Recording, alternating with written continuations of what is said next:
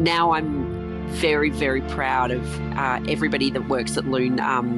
It gives me a lot of pleasure to think that it all started from this one little shop and one product, but now all these brilliant people are bringing their own ideas to the table, and it's actually just making Lune even more amazing. This is the Deep in the Weeds podcast. I'm Anthony Huckstep. Some chefs spend their lifetime dedicated to the art of gastronomy and pushing the boundaries. Others immerse themselves in a particular cuisine and seek inspiration through tradition. But a rare few spend their life mastering a single product, a commitment to precision in each exquisite detail during every stage of the process, a celebration of the creation, complexity, and ultimate enjoyment, and in this case, of a croissant. Kate Reid is the founder and co-owner of Lune in Melbourne. Kate, how are you? Very well. How are you? Good. The croissant. The croissant, yes. Good pronunciation.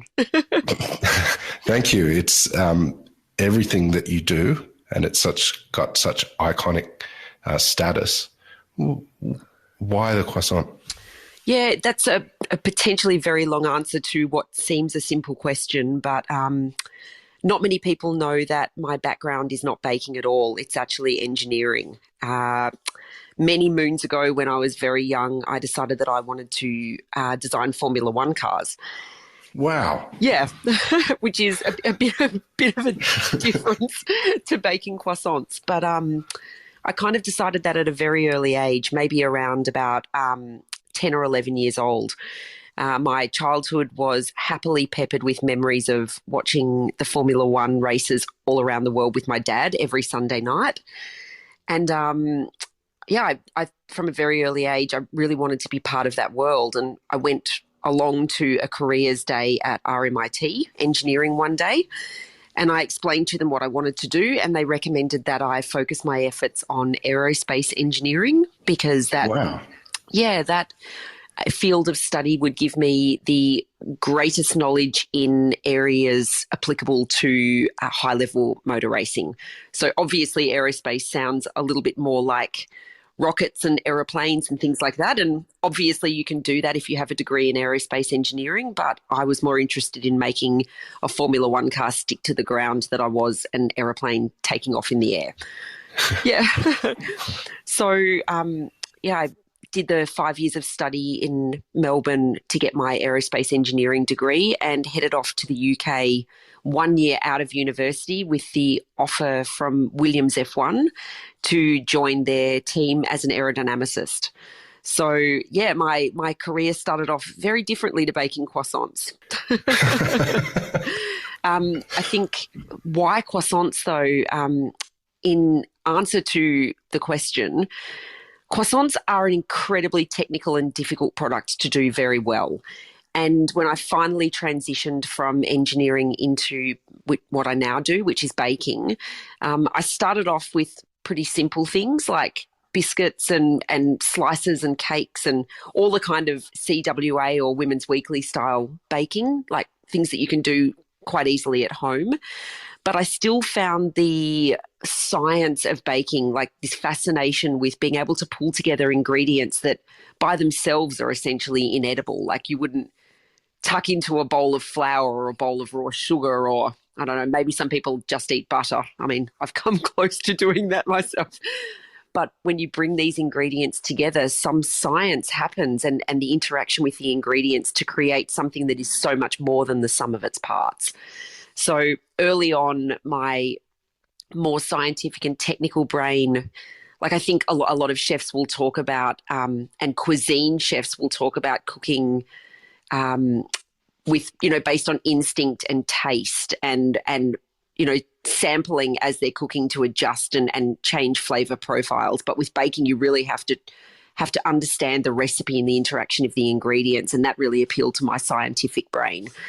And I started on much simpler things, but I think got bored of them quite quickly and wanted to learn more about classic French patisserie, which is, it's the foundation of a lot of our basic recipes that we now use, and ended up in Paris and learnt how to make croissant and really thought that I'd found my thing. Like, it's such a technical thing, not just in how the ingredients work together, but also that physical process of creating the lamination or the layers between the butter and the dough, and then the formation of this product, like incorporating yeast, which is an active ingredient that you need to understand humidity and temperature, and there's so many different variables. I really felt like I'd found something I could sink my teeth into. This background that you had in aerospace engineering, has that been useful in what you do now? It's a lot of people ask that, and I think a lot of people draw this, from engineering to croissants, and it seems like such a strange, line to draw. It's not like I apply aerodynamic techniques to making my croissants, but one of the things you learn when you're studying engineering is how to think like an engineer and how to approach a problem and come up with a solution, and how to do testing and experimentation. And to go back a little bit, we're jumping all over the place, but I did go to Paris and work in a boulangerie, which is where I did my initial learning in how to make croissant. But the period of time I spent in Paris was actually really short. It was only a month. And when I came back to Melbourne, all I wanted to do was have that experience that I'd had in Paris of, going into a boulangerie and having a perfect croissant and a coffee. And Melbourne is so famous and well known for the quality of our coffee. And, I was working when I came back, and on my days off, I'd research all the different bakeries in Melbourne, and I'd go to one on my days off, and I'd think, today's the day that I'm going to have that croissant that reminds me of being in Paris. And I just didn't find it.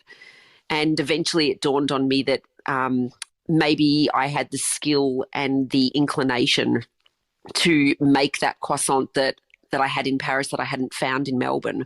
So I ended up finding this tiny little space down in Elwood, which is a seaside suburb in Melbourne, and it's fairly residential and difficult to get to by public transport. There's nothing in particular that screams out about a foodie suburb, but there was this little shop that had very cheap rent, and I spent all my savings of money that I'd earned in my previous career, literally emptied the bank account and went and bought all the specific pieces of equipment that I knew that I needed to make croissants. And I still clearly remember that first day being in the space and making the croissant dough, which is phase one of the 3-day process to make a croissant.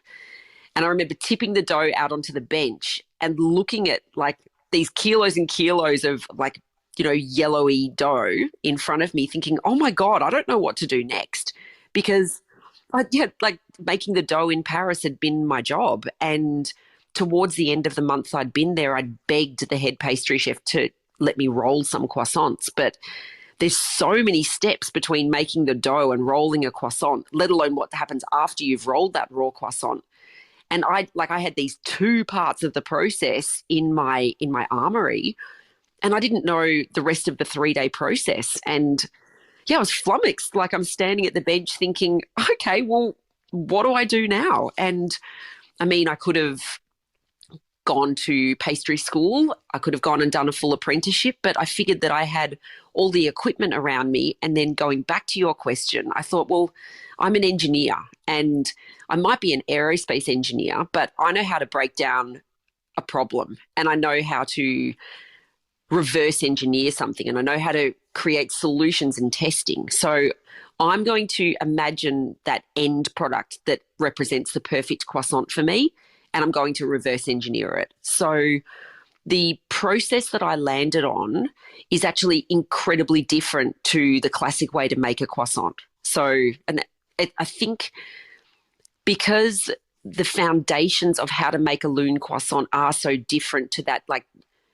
centuries old classic French technique, because we're not tied to that, because I haven't trained for years under a master baker who trained under a master baker and so forth. That process that I initially created has always been open to improvement and iteration, which is, again, a very engineering mindset to take. So the pastry chefs that we hire at Lune are independent, intelligent, forward-thinking, knowledgeable pastry chefs who have ideas on how the process can be improved. So on a daily basis, this engineering mindset of iteration and improvement and testing is applied to our process, and it continues to evolve and become better, more efficient, more understood. We're more knowledgeable in our product. I'm really proud of the process, and I do put that down to approaching it with an engineering mindset rather than a baker's mindset. I want to get more into the process a little bit later on, but what was food like for you growing up? I was just talking to someone about this morning, actually. My mum, when she had myself and my brother, and I should point out at this point that my brother is also my business partner in Lune. So we grew up, we were really lucky. Like, mum decided to be a stay-at-home mum for our early years. And it means that every meal, we never got takeout. We always got beautiful home-cooked meals. We always sat around the table as a family and enjoyed them. Every day when we'd come home from school, mum would make, she'd bake something for us for afternoon tea. We always had handmade lunches. I think we were brought up with, it wasn't gourmet or elaborate, but it was made with love and it was made with fresh ingredients. So I think both myself and Cam were brought up with a real appreciation for, handmade, made from scratch, made with love. I think mum she wouldn't say it herself, but I thought she was a really good baker, and she would always make beautiful cakes and biscuits, and we were lucky enough to sort of grow up with, a kitchen that always smelt good because there was some delicious baked good coming out of the oven. When you were reverse engineering a croissant, do you remember the first time that you nailed it and you were happy with the outcome? I remember the first time that, obviously I had not the direct hands-on experience, but the baker that I worked for in Paris was generous with his knowledge, things like how long he proved his croissants for and the times and temperatures. And so when I was reverse engineering it, I had to start somewhere. So I started with known information that another baker had handed on to me. And I remember putting the croissants in the prover that night and being really excited about waking up the next morning to see these perfectly proven croissants that I imagined would lead to that perfect croissant that I wanted to reverse engineer. And I got up that morning and they'd been proving for the time he'd said and for the temperature and humidity that he said. And I looked at them and they looked tiny and a bit raw still. And I thought, that's not really what I expected to see when I woke up this morning. And I thought, well, that's what he told me to do. So I'm going to egg wash them and I'm going to put them in the oven. And I mean, they were tasty, but they were flat and a little bit doughy and kind of heavy. And I thought, hang on, it actually reminds me a little bit of that croissant that I had in Paris. Because essentially I've replicated that process that he said to me, but this isn't the croissant that I imagined that I could reverse engineer. And that being a real pivotal moment for me, because I thought, okay, now I really get to start playing around with my own variables. So from that day on, every day I made the croissants, I would change one variable at a time. And again, that's a real engineering mindset. If you change two variables, when the product's different the next day, you don't know which of the variables has had the effect. So I would change one thing at a time, and I would get up and I would bake the croissants and I would analyze the change that I'd made and how it affected the finished product. And it became, I think it was about a 3 or 4 month process where every day it was a long process. But that was a real pivotal moment for me, looking at information someone else had given me and the result of the product, and then having this realization that hang on, this is where I really put my understanding of experimentation and testing into practice, and this is where I can change this product with my own knowledge. And I learnt so much in that 3 or 4 months about the product and about the effect of temperature, humidity and time. And I do remember the day that I came downstairs and this is maybe 3 months on, and I pulled the croissants out of the prover, and I've described this to some of my bakers, and it's a funny way to describe it, but for me, a croissant looks perfect when the surface of it is kind of like the skin of a beach volleyballer. Like, like, it's not sinewy or there's no cellulite. It's just like smooth and perfectly filled out. And I remember pulling them out, and I'd never seen a croissant that had looked like this proven, like not in Paris, not in any of the little places that I'd sort of done trials in Melbourne when I got back from Paris. I thought, this looks ready. Like, this looks perfect to bake. And I pulled them out of the oven, and they were like, here on this tray was that perfect croissant that I'd imagined that I wanted to reverse engineer. So I quickly put them in this tray that I had. And at the time, Cam, my brother, owned a cafe down in Port Melbourne. And I raced them down to him. I'm like, you've got to try one. And I then forced him to be my first customer that would supply them at his cafe. And I think he'd order like 10 or 12 a day, which was a tiny amount. But yeah, he was my first customer. And I do remember that day packing them up and being really proud, thinking, oh, this is a product that I can take to market. This episode is proudly supported by Montague, handpicked for you. The things that we're really looking for in plums, first of all, they've got to be sweet. We're really looking for a full flavour explosion in our plums. Red flesh is critically important to us, higher in antioxidants, so all that good stuff. And then we're also looking to add a slightly firmer texture, so there's almost a little crunch. That's the real driver for us. For more information, go to montague.com.au. You mentioned a 3-day process and so many phases in regards to making a croissant. I mean, what are the real key moments in making an amazing croissant? It's funny, like, all the moments are key moments, and it sounds silly, but it's the approach that we take at Lune, that if you cut any corner, you are going to affect the end product. And if you can cut one corner, it's that slippery slope where maybe the next day you decide that, oh, well, if that wasn't so important, maybe this isn't so important, so I will slide on that. But I think in terms of like really important steps, for us, like, we practice, and like one thing that is classic about it is that it's a 3-day process. And I think traditionally croissants were a 3-day process, and, modernization of equipment and the demand that people want has forced bakers over time to shorten that process. And now, like, some bakeries would, from like woe to go, would have a croissant up inside 12 hours. But if you do practice that 3-day process, the first day when you make the dough, it gets a period of time at room temperature to do its first prove. And then it gets put in a fridge overnight for like 24 hours.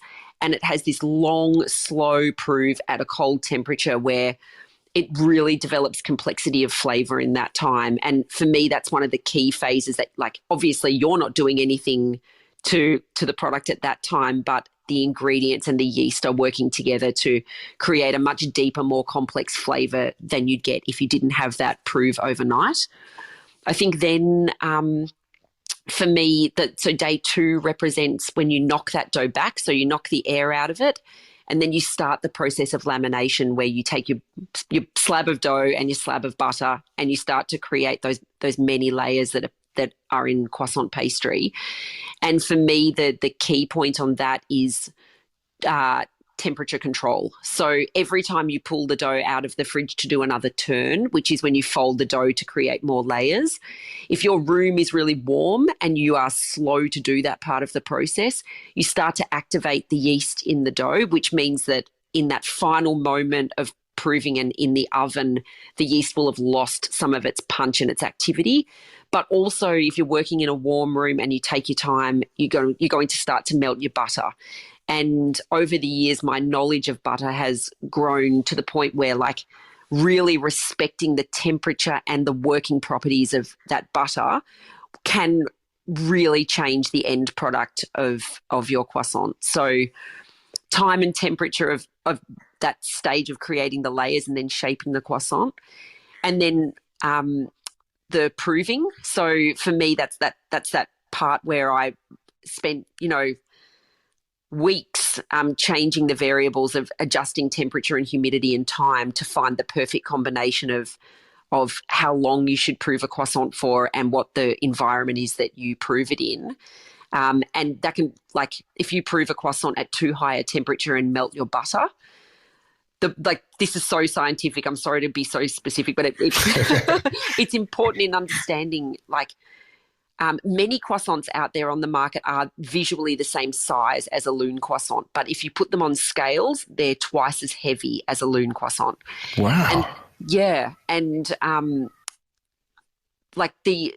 I think the true beauty in a croissant is the lightness and the air pockets that you create in it, that it really feels like you're just eating like a crispy, fluffy cloud of butter rather than a heavy, doughy product.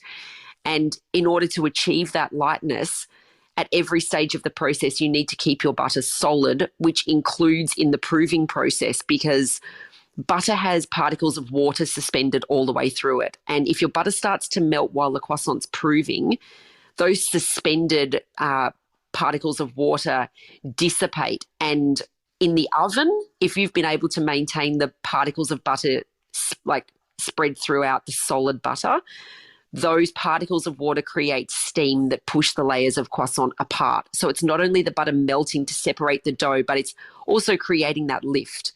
And therefore, like, that proving process before they're baked, if you prove at too high a temperature, you'll melt your butter out. And that's when you get a really greasy, heavy croissant.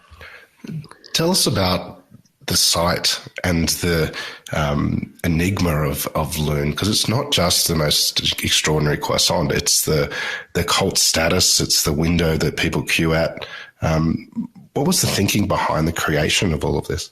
I think when we moved from Elwood, like as I said, Elwood was this really nondescript, like 20 square metre, essentially hole in the wall. And I'm not sure if you're aware of this, but during the 2 years that Cam and I operated out of Elwood as a little retail store, people would start lining up from 3 o'clock in the morning. And by the time we opened a little window at 6:30 to start handing out raffle tickets to indicate your place in line and also allow you the purchase of up to 6 pastries, often at 6:30 we'd already have 100 people lined up around the block waiting. Wow. And there was this, because there was such demand and we'd sell out so quickly every day, every single pastry that went into people's hands was fresh out of the oven. And this was an experience that I don't think Australians had had. Like, most bakeries start baking at 1 or 2 in the morning and have all their product baked up for opening time. And if you walk in at 9 or 10 o'clock in the morning, that croissant might have been sitting there for 4 or 5 hours already. So to have one that's straight out of the oven is a real life-changing experience. We realised when we moved to Fitzroy, which is a 400 square metre warehouse, which is what we wanted to do, we'd be able to increase our production. And increasing our production meant being able to service more people, which meant that there would be less need to jump in a line so early in the morning to ensure your 6 pastries, for that day. And we needed to figure out, we need people to understand why, if there is a line there, why it's worth standing in the line. And this is where the idea of the cube came from, which is that glass room that sits in the middle of the warehouse in Fitzroy where the raw pastry is made. And if you've waited in line for an hour to buy some croissants, but you can watch the pastry chefs working while you're waiting, and you can see the level of detail and attention and care that they're applying to that product, you don't question the wait that you've just had in line, or you don't question the price point on the croissant, because you understand, even if you don't fully understand what they're doing, you can understand how much care and attention has gone into that product that you're finally buying. And it's art, it's theatre. So watching the pastry chefs work there is actually really hypnotic. They get into this rhythm of rolling the croissants, and it's almost like, it's kind of like pastry Olympics. It's that they've got it down to a fine art. They're like Olympian pastry chefs that every little detail matters. And I think that's the thing that makes Lune that special place to visit rather than just, sling down to my local bakery and get a croissant. Like, not only do you know that you're going to get a fresh croissant straight out of the oven, but you can really appreciate what's gone into making that product. Has there been a croissant-related experience that you've had that's blown your mind? Like, this is going to sound really bad, but like, I've only had mind-blowing croissant experiences from a Lune croissant, and like, I still have them. Like, from time to time, I'll get one and it's just that perfect window of time out of the oven that like all the science and magic seems to come together, and you just sit there and like for a moment I'm just lost in what I'm eating. In terms of memorable experience though, when I was working in Paris, we'd start work at about 5:36 in the morning, and I only worked in the raw pastry kitchen, which was the first floor above the shop and where the baking happened. And it was in this beautiful old Belle Epoque style bakery in, the Haussmann style architecture in Paris. And we had 7 big like floor to ceiling sash windows on that first floor, which is rare that you actually get daylight and fresh air if you're working in a pastry kitchen. But we'd take our aprons off at 8 o'clock in the morning and have a coffee, and you'd put your apron on the bench and you'd sit up on the bench, where you worked the pastry, and you'd have your coffee. And some mornings we'd go downstairs and get a fresh croissant out of the oven. And it was a little bit of like, what is this life that I'm living kind of moment when we do that, where you'd sit on the bench in this beautiful boulangerie in Paris that you were working, eat a croissant fresh out of the oven and look out the sash window, and like this little kid every morning, it was his ritual when we were doing that. The dad would open the window on the street opposite us, and the little like 3-year-old kid would be like, bonjour, and he'd wave to us, and I'm like, oh, I'm living in a movie. So for me, maybe that's like, it wasn't necessarily a mind-blowing croissant, like it was better than what I'd ever had before, but it was the whole imagery and scenario surrounding it that made it really special. You've created one of the most iconic food products in Australia and experiences. What is it that you love, though, about what you do? That's very nice of you to say, firstly. Thank you. And I don't really ever think that. I think in maybe the first few years of Lune, I was so caught up in making this product that was as perfect for me as it could possibly be. Like, I'm incredibly detail focused, like to a fault sometimes. Like, I can become a bit blinkered and lose sight of the bigger picture.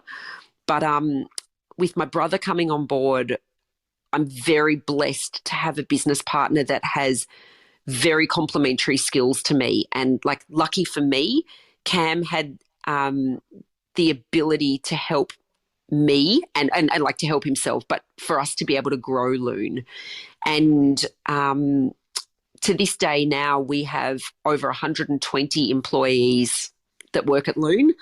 Yeah. And I think like my role at Lune over the last few years has really had to change from being that like blinkered, detail-focused person to an employer who is responsible for like the job security and livelihoods of now 120 people. And now it's taken a long time for me to learn how to do this because I'm also a bit of a control freak and I'm not good at letting go of stuff. But through this like gentle like hand holding from Cam of like, Katie, you've got to like let go of that and you've got to stop doing that and you can't be the one to do that anymore.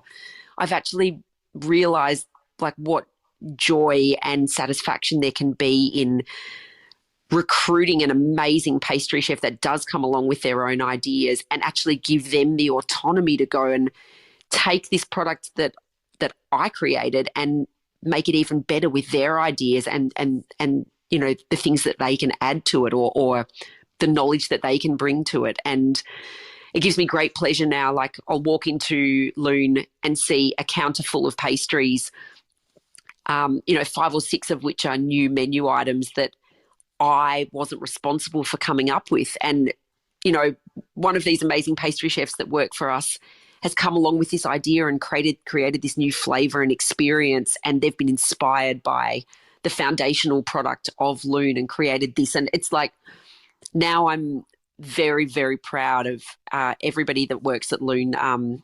It gives me a lot of pleasure to think that it all started from this one little shop and one product, but now all these brilliant people are bringing their own ideas to the table, and it's actually just making Lune even more amazing. Have you combined your Formula One background and pastry expertise and had the chance to serve your croissants at the Melbourne Grand Prix, for example? Yes, I have. And it's literally my favourite 4 days of the year. Like, I love it. I still have a few friends that work at the Mercedes F1 team. And about 7 or 8 years ago now, they flew out to Melbourne for the Grand Prix, and I was still based in Elwood. And this particular friend, her dad used to be Ayrton Senna's race engineer at, I think, at Ferrari. And her brother is an IndyCar driver, and she's worked in marketing and corporate hospitality for Formula One her whole career. Anyway, her family also own an avocado ranch in California, and she calls me up and she's like, "Do you reckon you could do an avocado pastry?" I'm like, "Yeah, I'll do that for you." And she said, "Oh my gosh, like, I think I can get you and your family tickets to race day to come and hang out in the pits with the Mercedes team." So Cam and I went along with Mum and Dad, and we brought, I think 20 or 30 pastries for the team. And the next year she contacted me and said, "Is there any chance you'd supply the team with pastries for the 4 days of the race?" So it's become a tradition. And she doesn't work for the team anymore, but now we have our own contacts that we've built in there. And for 4 days, we just, free of charge, we happily supply the Mercedes F1 team. And it's not their guests, literally just the mechanics and the engineers and the people that work for the team. That's their breakfast. And then Cam and I go along on the Sunday and watch the race. And it's a really special coming together of my two very diverse careers. Well, that's extraordinary, Kate, and what you've created is extraordinary, and we've loved having you on Deep in the Weeds to share your story today. It's been such a pleasure. Thank you. Please keep in touch, and we'll catch up again soon. Amazing. Thanks, Huck. This is the Deep in the Weeds podcast. I'm Anthony Huckstep. Stay tuned as we take a deep dive into the lives of the incredible people who ply their trade in the food and hospitality sector. Special thanks to executive producer Rob Locke for making this all happen. Follow us on Instagram at Deep in the Weeds Podcast, or email us at podcast@deepintheweeds.com.au. Stay safe and be well.